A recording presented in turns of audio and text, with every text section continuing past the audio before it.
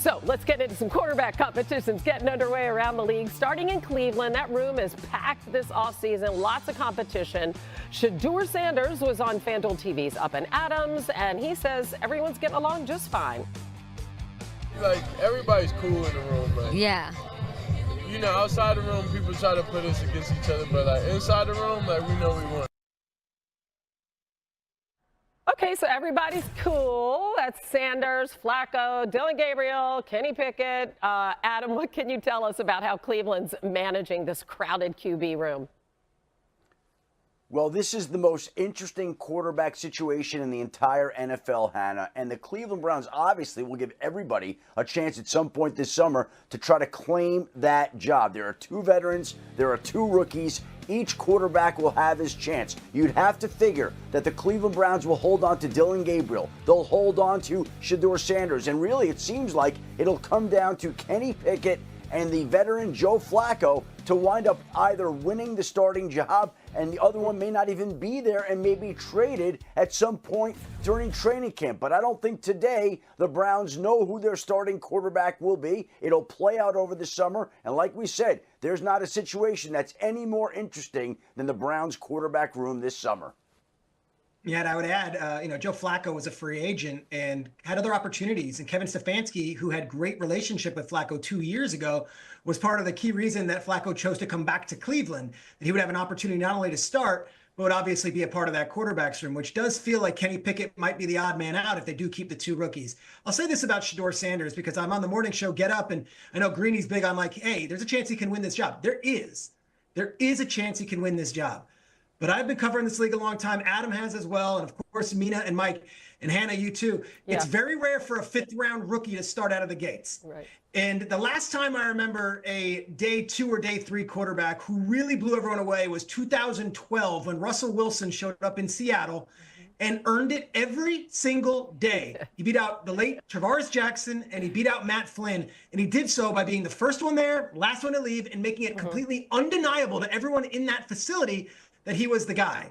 I think that's what we're looking at with Shedeur Sanders right now. I don't think it's going to be, hey, let the best man win. I think he has an uphill climb here, and he's got to earn it every single day. Yeah, and then it's crazy because it wasn't long before Russ led the franchise to their first ever Super Bowl win. It didn't take long there, but that is very true. We did the same thing at Wisconsin.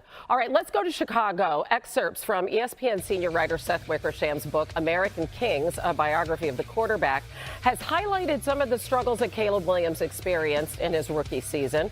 The book revealed Caleb's father, Carl Williams, did not want his son to be selected by the Bears because Chicago was, quote, where quarterbacks go to die. New head coach Ben Johnson was asked about it yesterday. I love it. I love the opportunity to come on in and change that narrative. That's where great stories are written. And so we're looking to write a new chapter here, 2025 Chicago Bears, and looking forward to the future. All right, so we're a glass half full kind of show. All right, so we're going to look at this rookie season. Caleb did do a good job of limiting turnovers, 3rd best interception percentage, 6th best touchdown to interception ratio in the NFL. He also showed off his legs, 7th most rushing yards by a quarterback. But of course, the negative here, he did have the worst QBR, throwing 20 yards downfield and on 3rd down. Plus, he took the most sacks, and we know that that's not all the fault of the offensive line, can also be the quarterback as well. How do you think Mina Ben Johnson can help him this season? There's a lot of things he's got to improve at. Number one is just play faster. And to go back to your glass half full view, the games where he did play fast, he looked great. I think about Jacksonville, Green Bay, Minnesota, weeks 11 and 12. You saw that when he was getting rid of the ball quickly, he was accurate, decisive, and then special when he had to be. The problem was there were too many points in the season where it felt like he wasn't trusting what was in front of him, wasn't throwing with anticipation, wasn't throwing the ball over the middle of the field. So for Ben Johnson and the skill players, by the way, it's all about rebuilding that trust in the structure of the offense so that he can play on time. That means when you use motion to displace a second-level defender so that Caleb knows, okay, if I rip it here, I have my right receiver has leverage. Or when he turns his back to the defense off of play action and then he turns around, the dig is going to uncover the way it so often did in Detroit. if they can build that around him and he can develop trust in it, that's where I think success is going to come from. And it's so interesting, Mina, because as a head coach, Ben Johnson not only has to worry about all the things that you just talked about, but also how he addresses the media, the kinds of things he says at the mic. What did you make of what he said, Peter, about changing the narrative? I think it's interesting. I think everyone looks at Ben Johnson when he was a Lions coordinator and sees this cerebral guy, maybe a brainiac, not a social guy, and maybe not the best emotional EQ just because we hadn't seen him. And in his first 9 months or 6 months with the Chicago Bears and the media, you hear guys on the actual Zoom call being like, I love this guy. He's talking, he's positive, and he's actually connecting with these players in a real way. Truth of the matter is, Seth's book is going to be a banger. It's going to be a bestseller, and it's going to reveal a lot of things about a lot of quarterbacks. But that's ancient history right now for the Chicago Bears. They've got an entirely new brass in there, whether it be the quarterback room or the coaching staff or a lot of the people who are going to be on the field with Ben Johnson, with Caleb Williams. I don't think they're losing sleep over what's written about something that happened 18 months ago.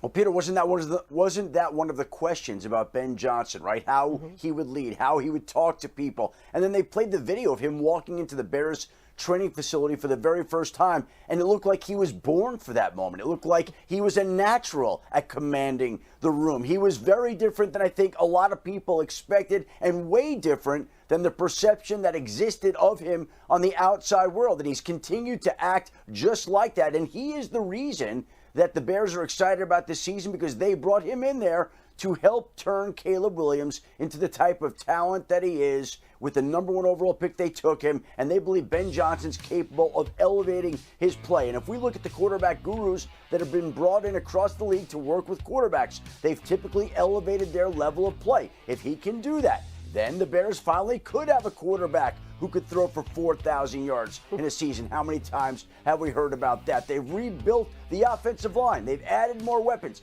They're doing everything they can, leading with hiring Ben Johnson, to elevate Caleb Williams and to make sure that he fulfills the potential that he had when they selected him with the #1 overall pick.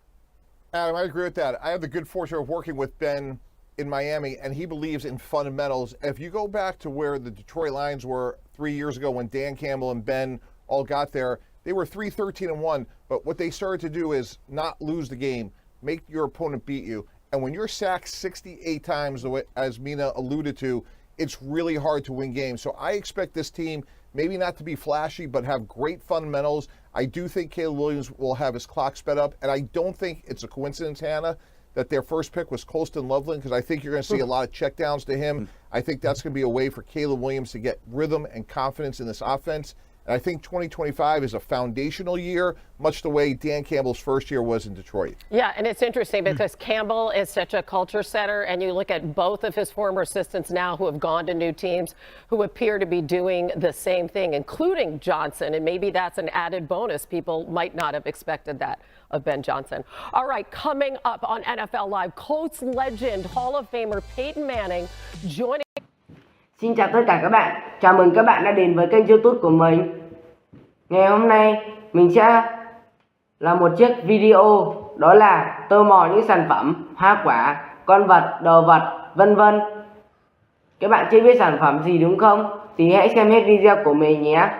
Nếu các bạn thích những sản phẩm nào trong những video thì các bạn hãy comment xuống để mình sẽ làm theo nha các bạn. Và bây giờ chúng ta cùng đi tô màu nào.